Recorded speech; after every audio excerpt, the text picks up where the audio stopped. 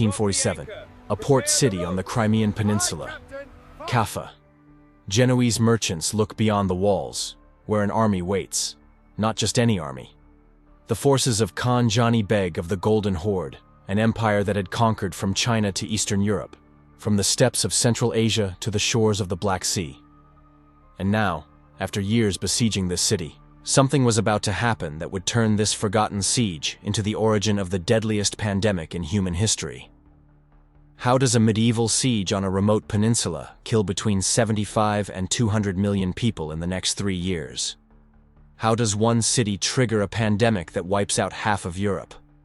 And is the famous story we've all heard, corpses hurled by catapults, even real? The secret isn't in the dramatic siege engines, it's in something invisible. In the fleas that lived on the clothing of Mongol soldiers, in the rats that infested the siege camps, in an accidental intersection between medieval warfare and trade networks that no one anticipated. This is not the story of a biological weapon. It's the story of how ignorance about invisible mechanisms turned a siege into a death sentence for half of Europe. And what that reveals about the pandemics we still face.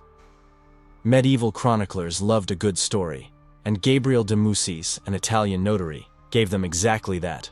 According to his account, Khan Jani Beg, frustrated after years of siege, ordered something horrific. His soldiers were dying of a mysterious disease.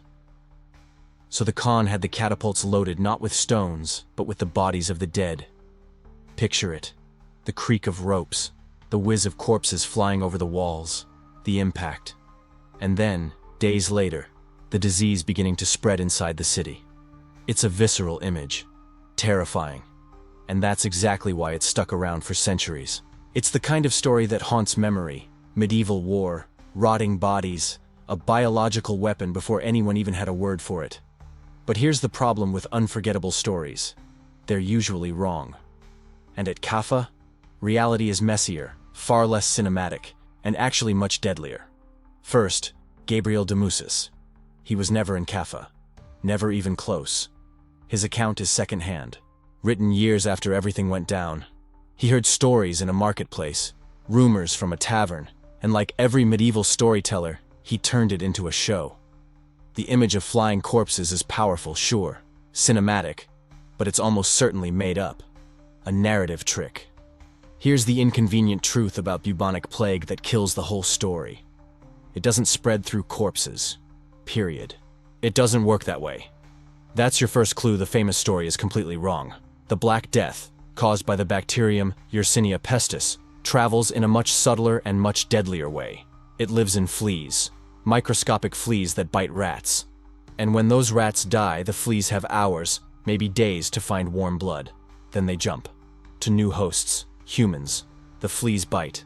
The bacteria enter the bloodstream like a silent invader. And days later, the lymph nodes swell into painful, black buboes. Fever over 104 degrees Fahrenheit. Delirium. Death in 50 to 60% of cases if untreated. But corpses? Corpses cool down. Fleas abandon cold bodies within minutes. They need warm, pulsing blood. They need living hosts. So hurling bodies over walls? Theatrical, yes. Cinematic? Absolutely. Biologically effective? Not in the least. So if it wasn't the catapults, what was it? Here's the key. Understanding what Caffa actually was. This is where it gets good. Caffa wasn't just some forgotten medieval backwater. It was basically a modern international airport, the crucial hub connecting 3 continents through trade. Think of the Silk Roads not as lines on a map, but as pulsing arteries feeding wealth. Spices from India, silk from China, grain from the Black Sea, people from Central Asia, all flowing through Caffa to Venice, Genoa, and beyond. Caffa was the center of that whole operation. A Genoese colony where Christian merchants in expensive silks traded with Mongol middlemen and merchants from the Middle East. Insanely wealthy. Strategically crucial. So when a trade dispute nobody remembers turned into a murder in 1345, Genoese killing Mongols, Khan Jani Beg decided to besiege the city, and that's where everything actually starts. A medieval siege isn't a pitched battle. It's attrition warfare. Block the city, starve it out, let desperation do the killing. That's what Jani Beg did. He surrounded Caffa, cut supply lines, and waited. 1345 came and went. 1346 arrived. Then, in 1346, the plague hits. But not inside the city. In the Mongol camp, the siege created the perfect plague incubator, an accident waiting to happen. Thousands of Mongol soldiers camped around Caffa for months, years. Living in cramped felt tents, 4 men packed in tight. Massive grain stores to feed the soldiers and horses. Where there's stored grain in hot climates, rats, hundreds, thousands, brown rats, black rats, chewing through sacks, nesting everywhere. And where there are rats in filthy, overcrowded conditions, fleas, millions of them, jumping from host to host. Here's what nobody knew in 1346. Central Asian steppes were a natural plague reservoir for centuries. Wild marmots carried the bacterium. Steppe rodents lived with it fine. But now a besieging army created a medieval refugee camp. Overcrowded, filthy, stressed, and plague got its opening. It jumped from wild rodents to house rats, then from rats to humans. And when it jumped, it went haywire. The Mongol soldiers started dying, not from arrows or swords, from an invisible disease they didn't understand. Black boils, high fever, death fast, morale collapses, discipline breaks down. Khan Johnny Beg looks at a falling apart army and realizes the siege is over. In 1347, he pulls out, but it's too late. The plague never stayed in the camp. It already made it into Caffa. How? Not catapults. The boring way. A Genoese merchant negotiates with a Mongol officer, maybe bribing for food. He comes back. In his tunic folds? Fleas, right off a dying Mongol soldier. Or rats, hungry, sneaking through siege lines at night into Caffa's warehouses. Their fur, infected fleas, or soldiers. Mongol deserters reaching Caffa's gates begging asylum. On their clothes, in their beards, microscopic death. Plague doesn't need drama. It doesn't need weapons. Just proximity. Casual contact. Trade. Human interaction. Caffa, the busiest Black Sea port, had all of that. But here's the real trap. If plague had stayed contained, if it died with the siege, history forgets about it. It doesn't. October 1347. Genoese merchants see the city destroyed by disease and do what anyone would. They run, load the ships, sail home. Safe at last, or so they think. Picture those ships. Genoese galleys, proud and powerful. Sails full of Black Sea wind. On deck, grateful merchants breathing fresh air, finally away from Caffa's nightmare. Safe, home. Except in the cargo hold. Dark, hot, humid. In the wheat, in the silk, in the wine amphorae. Rats, dozens of them. Black rats with shiny eyes running along wooden beams. In their fur, their ears, their groins, thousands of fleas carrying Yersinia pestis, the same fleas from dying Mongol soldiers days before. These ships aren't escape vessels. They're floating plague bombs, transmission vectors with sails, medieval versions of pandemic planes, Mediterranean connectivity, global trade reach, and absolutely no idea what's moving in those holds. October 1347. Those ships dock in Messina, Sicily. Merchants unload. So do the rats, the fleas, the plague. Messina becomes patient zero. Within days, the disease spreads through the city. Weeks later, it's jumped to other ports. Genoa, Venice, Marseille, Barcelona. Trade routes that brought wealth to medieval Europe become highways of death. Every ship is a potential plague bomb. Every port, a new outbreak. Medieval Europe has faith in walls, zero defenses against plague. No germ theory microbiology doesn't exist. No idea how disease spreads. So they blame what they can see. Bad air, miasma, putrid swamp vapors, astrological signs. Mars hitting Saturn must be it, right? They blame Jews, accuse them of poisoning wells, massacre hundreds of villages. But fleas? Invisible? Rats? Normal medieval life. Quarantine? They don't understand it. Lock down cities but let rats roam. Plague spreads anyway. Relentless. Like an invisible army. 1347 to 1350. Just 3 years between 75 and 200 million die. Millions. Half of Europe gone. Civilizations collapse. Nobody knows why. Pause on this. Half of Europe dead in 3 years, not a statistic. Villages erased. Ghost towns with only dogs barking in empty houses. Families wiped out in days. Dad buries his daughter Monday. Wife buries dad Wednesday. Neighbors bury the wife Saturday. Wheat fields rotting because nobody's alive to harvest. Florence's streets clogged with corpses for weeks. Not enough grave diggers. Survivors too scared to touch them. The smell. Constant. Suffocating. Decay everywhere. This isn't the flu. This is civilization looking into the abyss. Medieval Europe realizing it could break. Here's what historians miss: the aftermath. After the death. After the chaos. And this is gold. The Black Death didn't just kill.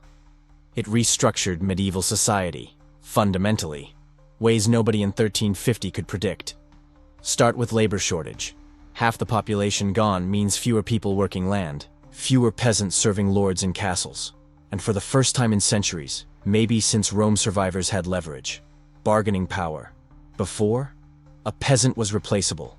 Die, another one takes your spot. Complain, beaten. Escape, hunted down. Always more people than jobs. Wages, terrible. Conditions, brutal. Life was short and hard. After, everything flips. Lords look at empty fields and realize they need peasants more than peasants need them. Wages shoot up, dramatically. Peasants demand better. They move, find lords who pay more. When feudal lords try to freeze wages, the Statute of Laborers in England, 1349. It backfires. Resentment. Revolts. The Peasants' Revolt of 1381 in England, the Jacquerie in France. Not just about taxes, about workers who tasted power, who saw feudalism was fragile, who refused to go back to slavery. Plague accelerates innovation. Less labor means find new ways to do things. Windmills. Better farming. Early mechanization. Scarcity drives invention. Black Death creates scarcity at scale. Trade patterns shift too.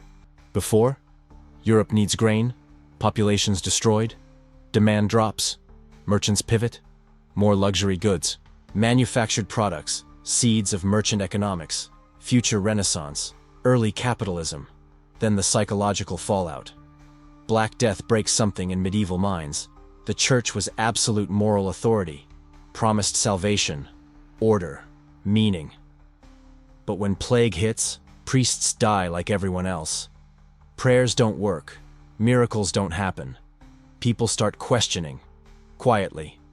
Not right away. But doubt takes root. Those seeds become the Reformation, the Enlightenment, modern Europe's secularism. Back to Caffa, Khan Jani Beg. What comes next flips the story. Jani Beg is the man who launched history's first biological weapon, who flung infected bodies over walls and unleashed plague. Clean story, clear villain, deliberate war. Except it's wrong. Truth is messier, scarier. Jani Beg didn't weaponize plague. He was plague's victim. His army got destroyed. He pulled out because desperate, not strategic. Plague spread not because he wanted it, but because plague does what plague does when it hits trade networks and packed cities.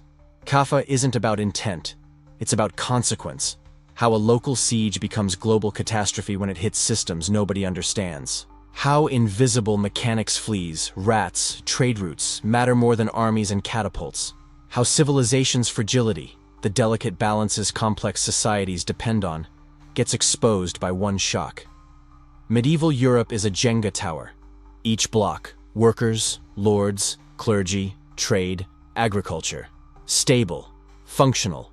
Remove half the blocks, half the population. The structure can't hold. Doesn't collapse completely, but reconfigures. Blocks fall. Others shift. When dust clears, the structure is different. Permanently. That's what Black Death does. Doesn't destroy medieval civilization. Transforms it. Shockwaves still reach us. Back to the catapult story. Why does it stick? Centuries later, why the dramatized version when the truth is wilder? Human psychology. We love tidy stories with beginnings, middles, ends. We love villains to hate. Cinematic moments. Khan Jani Beg, Mongol tyrant, deliberately attacking Christians. Cinematic. Easy to picture.